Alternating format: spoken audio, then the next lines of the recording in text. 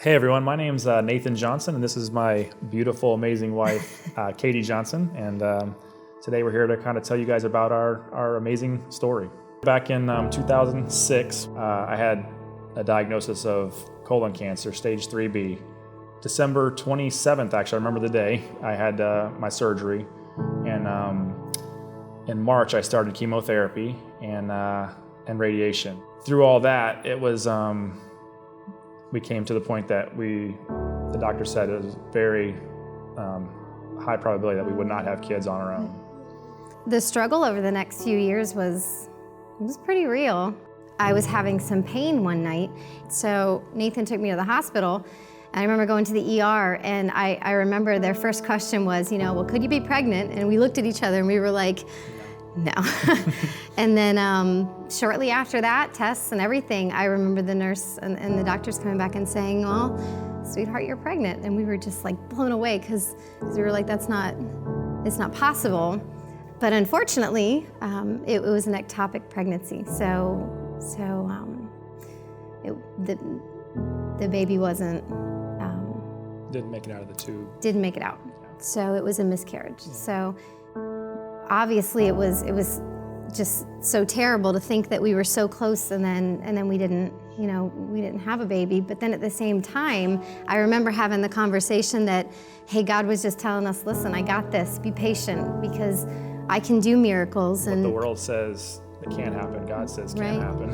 and it just wasn't time yet. 2 years ago, I remember a weekend driving in the car. It was after church. We had gone to lunch, and I remember finally just letting go. I remember saying a little prayer to God, and I remember just this weight being lifted and just being at peace. I know in the first 7 years of our marriage and trying and then the miscarriage, and I mean, ladies, you go to baby showers, you go, your friends have babies, and it's,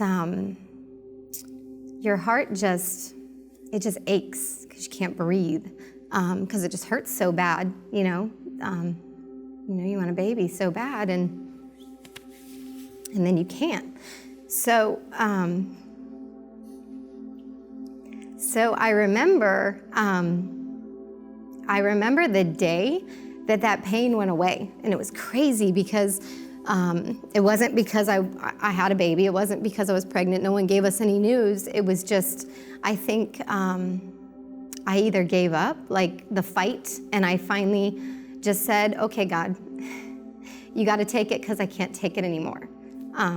And I remember, it was crazy. I remember that day sitting in the car and telling you that you're enough for me.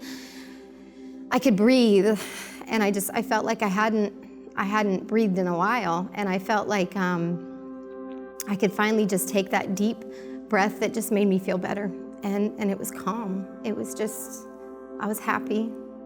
I was happy, and at peace. Yeah, that's.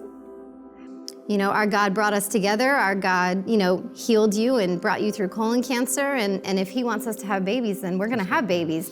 But I think realizing that if that's not His plan, if we're not meant to have babies, that's okay too.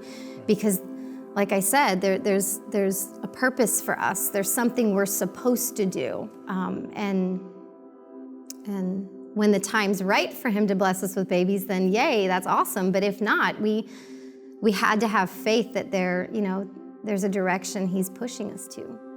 So a week later, I get a text from a woman here at church, and it said to call her. So I didn't get the text till the next morning. So Saturday. 8:30 Saturday morning, I go to work, normal work day. So I call her, and the words I hear next kind of took my breath away. She says, we have a baby here, and do you want to come get her? And I said, say what? She says, we have a baby here that needs a home. Do you want to come get her? And I said, yeah. I said, when? She says, tonight. And my heart sank. Mm-hmm. I remember calling my sister-in-law and saying, I need help. I need you to meet me at Target because we're bringing home a baby tonight and I don't know what I need. And so the running joke in the family has been, you get 9 months before you have a baby. We had 9 hours. 9 hours to prepare. So after we got Harmony, it was probably about a month, maybe 2 months. We formed a relationship with her birth mother. And then she had made the decision that we were gonna adopt Harmony. Yeah, I think the main thing that got us through all this was our faith. I mean, without faith in God, it would have been impossible for us to even, get through this. And we knew that, God had a plan for us, whether it was, with kids or without kids, that he still had our best interests in mind. So he if we didn't have kids, he knew something. He knew our lives. He has our lives planned out. So he knew what we would be going through. So. And I know deep in my heart that he cried with me and with us and literally carried us through this. Looking back on the tiny moments, her first rollover, her first crawl, her first walk, every single moment, I feel like he's putting his hand on my shoulder and just saying, remember, I'm here, I got you. And it's so neat because, when the days do get rough or something does happen that's a little overwhelming, I just gotta stop and I gotta say, you know what? He loves us and he's amazing. I think the most important part for me was just letting go. It wasn't really giving up.